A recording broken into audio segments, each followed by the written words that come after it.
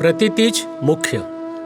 આ દેહમાં ક્રોધ, હર્ષ, શોક બધું જ ભરેલું છે, પણ તેમાં આત્મા તન્મયાકાર ના થાય ને પૂતગલના દરેક સંયોગને પર પરિણામ જાણ્યું તેને સમ્યક ચારિત્ર કહેવાય. દાદા ભગવાન જ્ઞાની પુરુષ દાદા ભગવાન કહે છે, અમને તમારી ક્રિયાનો વાંધો નથી, અમારે તો તમારી પ્રતીતિ ના બદલાવી જોઈએ.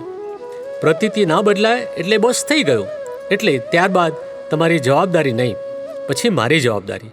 આ સારું તે સારું એમ બે સારું કરે તો પછી તમારી જવાબદારી. આ ના હોવું જોઈએ. એવો ભાવ હોય છતાં પણ થયા કરે તો એની જવાબદારી નહીં. જ્યાં સુધી ફાઇલ છે ત્યાં સુધી એ થયા કરશે. એક દાડો એનો હિસાબ પૂરો થઈ જશે કે એ છૂટું થઈ જશે. એ એટલે કે પૂતગલ છૂટું ને આય આત્મા છૂટું. આ આપણા મહાત્માઓને આત્મસંબંધી જ્ઞાન છે, બધું એ છે, પણ પ્રતીતિ એટલે કે માન્યતામાં છે ને પ્રતીતિને અમે સર્વસ્વ કહીએ છીએ.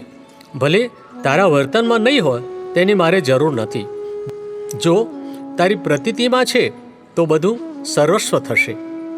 દાદાશ્રી કહે છે, આજ વર્તન એટલે કે બાહ્ય આચાર બહુ સુંદર હોય, પણ અહીં પ્રતીતિ શેની પર બેઠી હોય કે અમેરિકા જઈને સારો બિઝનેસ કરવો છે. પ્રતીતિ ક્યાં છે એ જોવું જોઈએ, બીજો બાહ્ય આચારનો ભાગ જોવાનો નથી. હવે આપણા મહાત્માઓ છે તે પ્રવાસે જવાના હોય ને એની પત્નીને બેઉની કપડાની બેગ જોડે જોડે મૂકી હોય તો ભૂલથી પત્નીએ થોડા કપડાં ધણીની બેગમાં મૂકી દીધા. પછી ધણી જુએ કે બૂમ પાડે કે મારી બેગને તું અડી જ કેમ? લે જુઓ, એને આ આત્મસંબંધી જ્ઞાન છે, પ્રતીતિ છે, છતાં લેમુઆ વર્તન આવું. એ તો વર્તન આવું જ હોય ને. હજુ વર્તન બદલાયું નથી, વર્તન બદલાતા વાર લાગશે. પતિ કહે, મારી બેગને અડી જ કેમ? આ મારીને તારી કરી નાખીને. કરે કે ના કરે? તે કહેશે, તારી બેગ અહીંથી લઈ જા, મેલ પૂળો અહીંથી. હવે એ માલ એટલે કે જ્ઞાન પહેલાંની પ્રતીતિનો ભરેલો છે. હવે આજે જે પ્રતીતિ છે એનો માલ જ્યારે ભરાશે ત્યારે એનું વર્તન જોઈ લેજો. એટલે અમે સ્વસ્વરૂપનું જ્ઞાન આપી એની પ્રતીતિ અને એના જ્ઞાનને ફેરવીએ છીએ. એને આત્મસંબંધી પ્રતીતિ બેસે એટલે એને માટે સતયુગ થઈ ગયો. મહાત્માને પ્રતીતિ બેઠા પછી બહુ ભાંજગાડ નથી આવતી.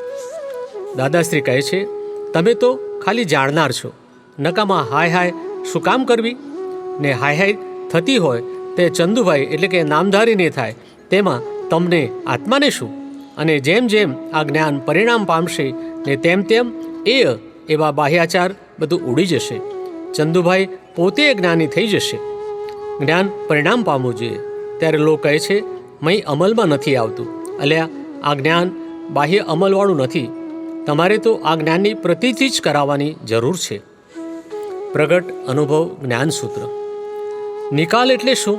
તો કહે, વ્યવહાર રહ્યો છે માટે વ્યવહાર જે રહ્યો છે તે જ બધો ચારિત્ર મોહ કહ્યો. ગ્રહણ ત્યાગ જ્યાં કશું ના રહ્યું ત્યાં ચારિત્ર મોહ છે, તે જ નિકાલ. નીચે પ્રાપ્ત થયા પછી બધો જે વ્યવહાર રહ્યો એ ચારિત્ર મોહ છે. જ્ઞાની પુરુષ કનુ દાદાશ્રી.